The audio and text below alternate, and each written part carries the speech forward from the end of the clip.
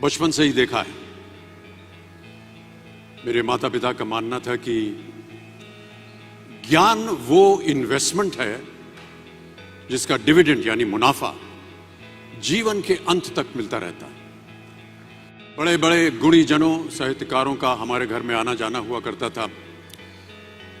उन्हीं के बीच बैठकर उनसे बहुत कुछ सीखने का मुझे सौभाग्य भी प्राप्त हुआ। मैं ऐसा मानता हूं कि एक सामान्य जिंदगी जीने के लिए इंसान को रोटी, कपड़ा और मकान के अलावा अगर किसी चीज की सबसे ज्यादा जरूरत होती है तो वो है शिक्षा, एजुकेशन। आपके पास यदि धन है तो आप उसे गोल्ड में कन्वर्ट कर सकते हैं। धन हो या सोना, दोनों के कम होने का या खो जाने का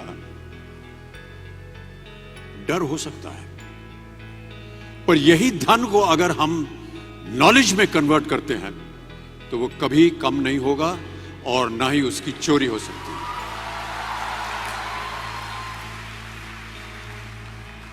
Money, ladies and gentlemen, anyone can steal, but knowledge cannot be stolen from you. मैं आपसे पूछूं कि सबसे शक्तिशाली व्यक्ति कौन है? सबसे शक्तिशाली व्यक्ति कौन है? तो कोई कहेगा कि जिसके पास पावर है, वेपन्स हैं, शस्त्र है, धन है, किसी देश का राजा या किसी सल्तनत का वारिस है। मेरा ऐसा मानना है कि वेपन्स, मनी किसी को पावरफुल नहीं बनाते, या अगर बनाते भी हैं तो कुछ समय के लिए ही बना पाते हैं। दौलत आज होगी, कल नहीं। शस्त्र का ज्ञान तभी तक काम आएगा जब तक वो शस्त्र चल सकता है। Once it is used it becomes absolute. पर शास्त्र का ज्ञान कभी नहीं रुकता। Knowledge can never be obsolete.